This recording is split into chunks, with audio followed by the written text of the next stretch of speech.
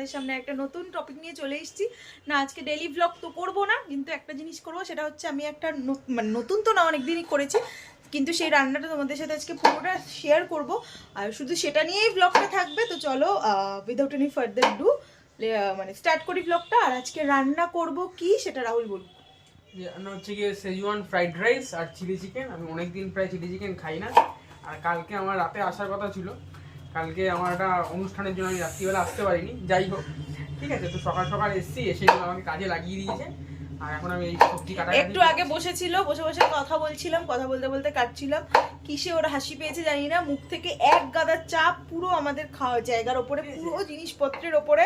এখন দেখো না তো আছে টেবিলের কভার, সব ধুতে দিয়ে দিতে হয়েছে, সব ধুতে হয়েছে। কাজ বাড়িয়েছে, কাজ কমানোর বদলে, কাজ করে দেওয়ার বদলে। তো যাই হোক, ও নিজের গুণগান নিজেই গায়, আমি তাই বলে দিলাম। তো চলো রান্নাটা শুরু করি। আর ও আমাকে আজকে হেল্প করবে ক্যামেরাটা ধরে, কারণ আমি একা ক্যামেরা ধরে ভিডিও করতে পারবো না। তো চলো স্টার্ট করি। তো এখানে আধা প্রিপারেশন চলছে। এখানে রাহুল এখন ক্যাপসিকাম কাটছে, যেটা দেবো হচ্ছে রাইসে। আরও গাজর ঠাজরও কাটা হবে। এখানে রসুন কাটা আছে, এখানে আদা বাটা আছে, ওদিকে একটু রসুন বাটা আছে। চিকেনটা ম্যারিনেশন যখন করব তখন তোমাদের দেখাচ্ছি যে কি কি দিয়ে ম্যারিনেশন করছি। তো এবার আমি মাংসটা ম্যারিনেট করবো চিলি চিকেনের জন্য। তো কি কি দেবো সেটা আমি তোমাদের একদম ডিটেইলে দেখাচ্ছি। সেটা হচ্ছে প্রথম দেবো একটা ডিম, ধরো ফাটিয়ে নিই। যদি একটার বেশি আমার পরে মনে হয় যে আমার দুটো ডিম দেওয়ার প্রয়োজন আছে, তাহলে আমি সেটাও দিতে পারি। এটা হচ্ছে আদা, এটা দিয়ে দিই।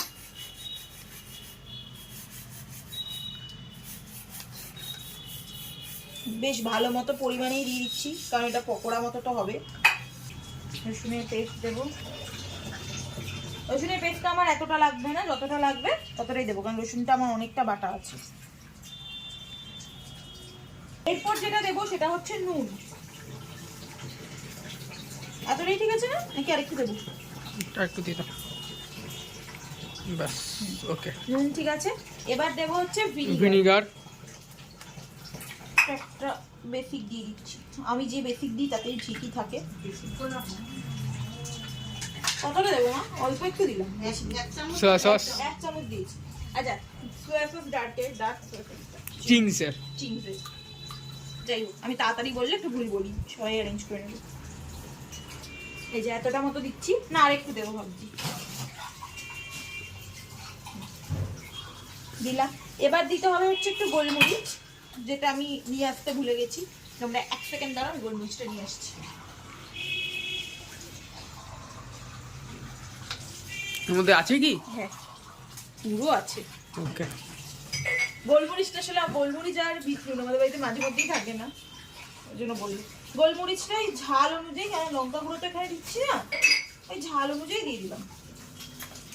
হয়ে গেছে গোলমরিচ দেওয়া। তো এখানে ম্যারিনেশনটা করে নিয়েছি। ম্যারিনেশনটা করে এখন দিয়ে দিচ্ছি হচ্ছে ময়দা। যতটা জল আছে মোটামুটি আমি সেই আন্দাজে ময়দাটা দিচ্ছি। তারপর যদি এক্সট্রা লাগে আমি আবার মেশাবো। এই এতটা দিলাম। আমরা একটু কোটিং করেই খাই, অনেকে আবার এখানে ময়দা আর অ্যারারুট দেয় না, কারণ তারা কোটিংটা পছন্দ করে না। তো তোমরা যদি কেউ কোটিংটা না দিতে চাও তাহলে নাও দিতে পারো, তাদের কোনো সমস্যা নেই, কিন্তু আমরা একটু কোটিংটা পছন্দ করি তাই দিচ্ছি। আচ্ছা, এবার দেবো হচ্ছে কর্নফ্লাওয়ার। কর্নফ্লাওয়ারটাও আন্দাজ মতো, আমি চামচে দিচ্ছি না, জাস্ট চামচের মতো একটু দিয়ে দেবো। এনাফ। এটা আবার আমার কাজে লাগবে রান্নায় পরে।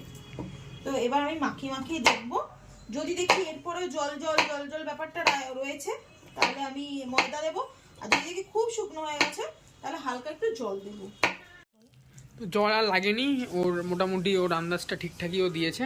এখন এটা অলমোস্ট ম্যারিনেট করে কিছুক্ষণ রেখে দেওয়া হবে। এখন অ্যাবাউট বাজে 1:01। অ্যাজ ইউজুয়াল আজকে আমাদের রোববার, তো তাই 4টের আগে খাওয়া হবে না। আমাদের মাস্টার শেফ 4টের পরে আমাদেরকেই খেতে দেবে, ঠিক আছে? ঠিক আছে, যাই হোক।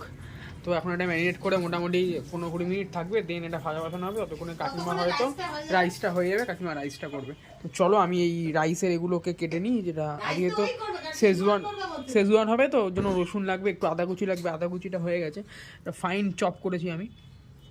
তো ঠিক আছে, চলো এটা করে নিই, দেন তোমাদেরকে রাইসটা দেখাচ্ছি। ভাতটা তৈরি করা হয়ে গেছে, আর ভাতটা গেলেও নিয়েছি ঝুড়িতে। এবার ভাতটা এখান থেকে জল ঝরুক, ততক্ষণ আমি ভাতের মশলাগুলো তৈরি করে নিই, তাহলে ভাতটা মিক্সড করে নেবো। তেল গরম হচ্ছে, আর ডিমা নিয়ে এসছে সব ম্যারিনেশনের জিনিসপত্র, রসুন কুচি, ম্যারিনেশন না, যাই হোক মানে মশলার আর কি, মানে ভাতে ম্যারিনেশন করবে যে মশলাটা সেটারই আর কি, ঠিক আছে? তো এবার তেলটা গরম হয়ে গেছে, এবার তোমার অল্প একটু রসুন কুচি দিয়ে দেবো।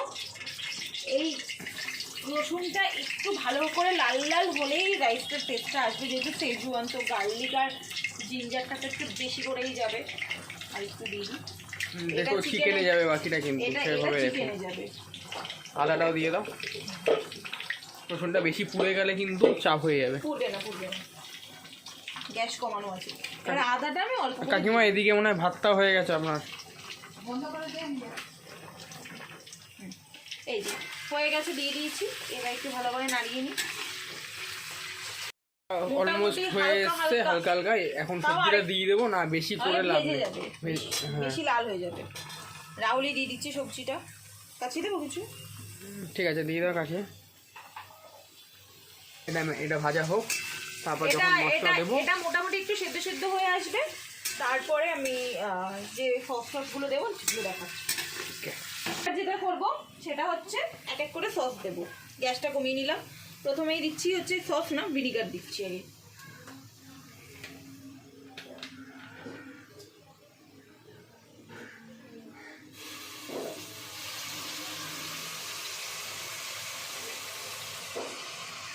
তার সময় গার্লিক রাইস টাইপের যে রাইসগুলো হয় সেগুলোতে একটু ভিনিগার ভালো লাগে, মানে একটু ডক্টর ভাবটাই ভালোবাসি।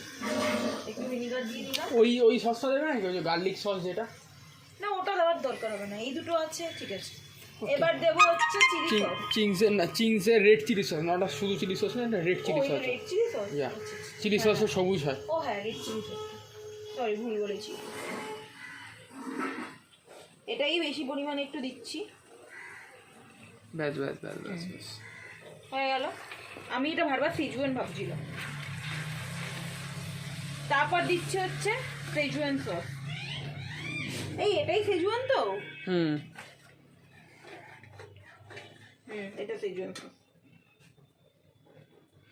আসলে এই লেভেলটা উঠে গেছে না এই দুটোর, আর আগের রেড চিলি সসটাও এটারই ছিল, ওই জন্য পুরো গুলিয়ে গেছি। আর last but not the least সেটা হচ্ছে ডার্ক সোয়া সস। দেখাও, এই যে ডার্ক সোয়া সস। কেমন কালারটা এসছে? ছেড়ে দাও ব্যাস এনাফ। কেমন লাগছে কালারটা? পুরো কালচে। এবার রাইসের সাথে যখন মিক্স হবে, এবার আমি গ্যাসের ফ্লেমটাকে একটু বাড়িয়ে দিলাম। ছেড়ে দাও। তো এটা মিক্সড হোক ততক্ষণে। পুরো কালো এটা কিন্তু তোমাদের কন্টিনিউয়াসলি এখন সর্ট করতে হবে, মানে নাড়িয়ে যেতেই হবে। দেন এই পুরোটাকে নিয়ে আমরা এর মধ্যে ভাতের সাথে মিক্স করে ফেলবো, তাহলে আমাদের রাইস হয়ে যাবে রেডি। গ্যাসের ফ্লেম অফ করে দিয়েছি, আর তখন থেকে কিন্তু আমি নাড়াচ্ছিলামই, প্রায় 5 মিনিট নাড়িয়েছি। দেখো এইরকম একটা টেক্সচার এসছে, দেখো তেলটা আলাদা ছেড়ে আসছে, আর মশলাটা একদিকে চলে গেছে, সসটা একদিকে চলে গেছে। ঠিক এরকম অবস্থা আমি এপাশে এবার হাঁড়ি বসিয়ে দিয়েছি, আর হাঁড়িটা শুকিয়ে গেলে তেল দিয়ে মিক্স করব। এই বাকিটা রাহুল করবে, আমি ক্যামেরা ধরছি। চলো। হাঁড়িতে অল্প করে একটু তেল দিয়ে দিয়েছে, একদম অল্প করে, কারণ এটার মধ্যে প্রচুর তেল আছে। তো এখন আমাদের শেফ একটু ভালো করে হাঁড়িটাকে নাড়িয়ে চাড়িয়ে নিচ্ছে, যাতে করে কোনোভাবে মশলাটা পুড়ে না যায় বা লেগে না যায় কোথাও, তাই জন্য তেলটা দিয়ে দেওয়া হচ্ছে। এবার তুমি কি লেয়ার লেয়ার করে করছো? তাহলে লেয়ার লেয়ার করে করবে। প্রথমে ও ওই তেলের ওপরে নাড়িয়ে চাড়িয়ে নিয়ে একটু করে রাইস দিচ্ছে। গ্যাসটা কমাও, ঠিক আছে। অল্প অল্প করে রাইস একটু একটু করে লেয়ার করে তুলে দেবে, আর এদিকে মশলাটাও তুলে দেবে। এরকম করে একটা লেয়ারে ছড়িয়ে দেবে রাইসটাকে। তারপরে জাস্ট একটু গ্রেভি তুলতে হবে। তুমি কড়াইতে এটা ধরে নাও, এটা দিয়ে নাও, হাত ফসকাবে না হলে।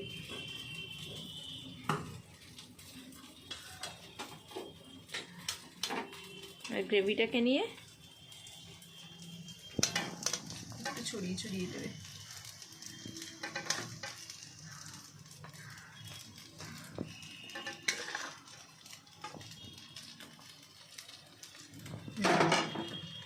এভাবে দিয়ে আবার রাইসের লেয়ার দেবে, তাই তো? হ্যাঁ, তো আবার রাইসের লেয়ার দেবো, আবার মশলা দেবো, আবার রাইসের লেয়ার দেবো, এভাবে এবার লেয়ার বাই লেয়ার হতে থাকবে। মিনিট করার পরে এরকম জায়গায় এসছে, ঠিক আছে। তোমরা কালারটা হয়তো দেখে বুঝতেও পারছো। এখন হয়তো একটু স্বাদ মতন নুন আর অল্প সামান্য গোলমরিচের গুঁড়ো অ্যাড করবো, ব্যাস। দেন এটা স্বাদটা একবার দেখে নি, দাঁড়াও তোমাদের সামনেই দেখছি।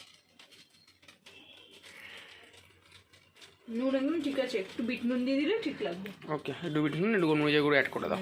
আর একটুখানি এটা হতে থাকুক, তাতে কি হবে বলতো, একটু ওই ফ্রাইড ভাবটা আসবে। আর নুনটা কেন ঠিকঠাক একদম আছে বলো তো, কারণ আমি ভাত করার সময় নুন দিয়েছি, তারপর ভাতটা প্লাস সসে একটু নুন আছে, তারপরে এমনিও নুন আছে, সবেতেই নুন আছে, জন্য আর আলাদা করে নুন মেশানোর কোনো প্রয়োজন পড়েনি। এখন যেটা দেবো সেটা হচ্ছে বিট নুন আর গোলমরিচ। ফ্রাইড করার জন্য আমরা তেল বসিয়ে দিয়েছি, আর এখানে ম্যারিনেটটা আছে। ম্যারিনেটটা অলমোস্ট 1 ঘন্টা রেখে দিয়েছি আমরা, 15 মিনিট বলে, ঠিক আছে? 1 ঘন্টায় বেশি যায়। এখন মোটামুটি ভালো মতন মশলা আর তোমার ম্যারিনেশনটা চিকেনের মধ্যে ঢুকে গেছে।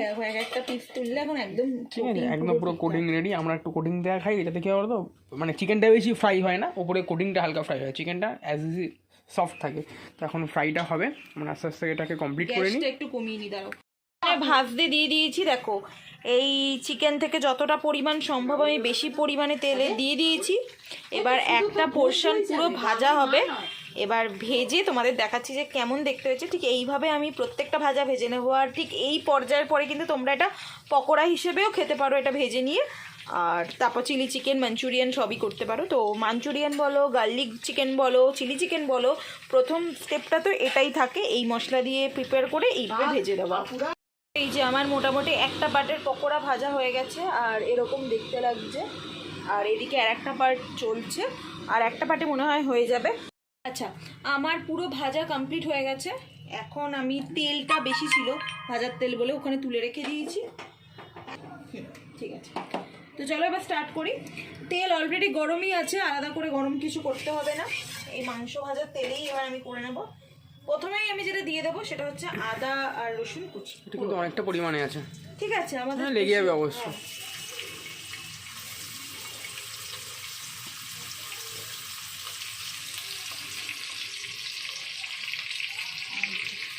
এটা ফুল ভলিউমেই থাকবে, আমি কোনো রকম কমাচ্ছি না।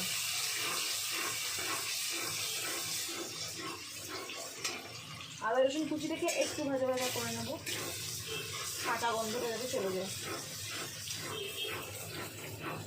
দেন দিয়ে দেবো হচ্ছে কি পেঁয়াজ আর ক্যাপসিকাম, আর ওখানে ছোট্ট চেরা লঙ্কাটা আছে, ওটা দিয়ে জাস্ট। চিলি চিকেন যখন, তো চিলি তো দিতেই হবে। কিন্তু চিলির পরিমাণ আমাদের খুবই কম, কারণ আমরা চিলি কম, হানি চিকেন বেশি খাই, ঠিক আছে?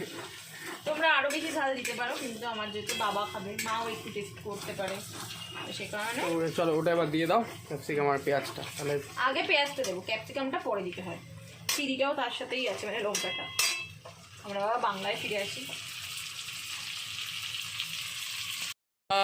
নিয়ে আমরা হালকা শর্ট করে ফেলেছি, এখন ক্যাপসিকামটা দিয়ে দেবো। দেন এটা একটু অনেকটা ভাজা হবে, আমার একটু কাঁচা কাঁচা ভালো লাগে না, এই জন্য এটা একটুখানি, কিন্তু কাঁচা কাঁচাই খাওয়া জানো তো, রাহুল একদম কাঁচা কাঁচা খেতে পারে না।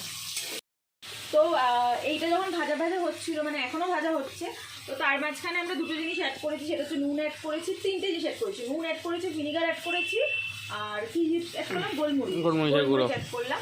তো এবার এটা তো ভাজা ভাজা গোলমরিচটা দিলাম, তার কারণ হচ্ছে কি এই পুরো গোলমরিচের এসেন্সটা না এই ভাজার সাথে মেল্ট হয়ে একটা সুন্দর ফ্লেভার অ্যাড করে। আচ্ছা, আমি এর মাঝখানে একটা কাজ করবো, সেটা হচ্ছে 1 চামচ থেকে 1.5 চামচ অ্যারোরুট একটা বাটিতে নিয়ে নেবো। ভাজা ভাজা করা হয়ে গেছে, এবার যেটা অ্যাড করছি সেটা হচ্ছে সোয়া সস। এগুলো কিন্তু সবই চোখের আন্দাজে দেওয়া হচ্ছে, ব্যাস ছেড়ে দাও।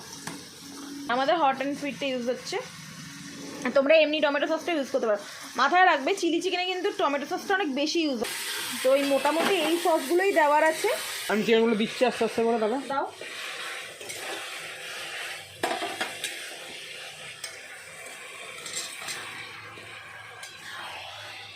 এখন আর বেশি টাইম ওয়েস্ট করবো না,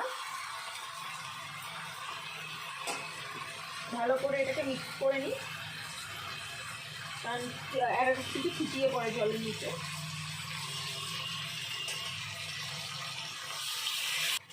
আর একটু আই থিঙ্ক মনে হয় জল লাগবে, সেটা বুঝে নিচ্ছে, দেখেই বুঝতে পারছো টেক্সচারটা কেমন এসছে। চলো আমাদের চিলি চিকেন অলমোস্ট রেডি। জলটা দিয়ে আমরা জাস্ট একটুখানি নাড়িয়ে ছাড়িয়ে নামিয়ে ফেলবো। আউটলুকটা দেখাচ্ছি কেমন দেখতে হয়েছে। তো এই যে দেখো চিলি চিকেন আমার পুরো রেডি হয়ে গেছে, তোমাদের কেমন লাগছে প্লিজ একটু বলো। আর রাহুল এখানে এখন স্যালাড কাটছে, তো আমি যেই স্নানে তারপরে এসে খেতে বসবো, আর খেয়ে কেমন হয়েছে সেটা সবার থেকে রিভিউ নেব। দিয়ে দিয়েছি রাহুলকে, তাও বল এবার খেতে কেমন হয়েছে। একটু ভালো করে এক্সপ্লেন করো, এত কষ্ট করে রান্না করলাম। ভালো হয়েছে, শুধু একটু ঝাল হলে আরো জমে যেত। আচ্ছা, তো চলো এবার আমি একটু টেস্ট করি।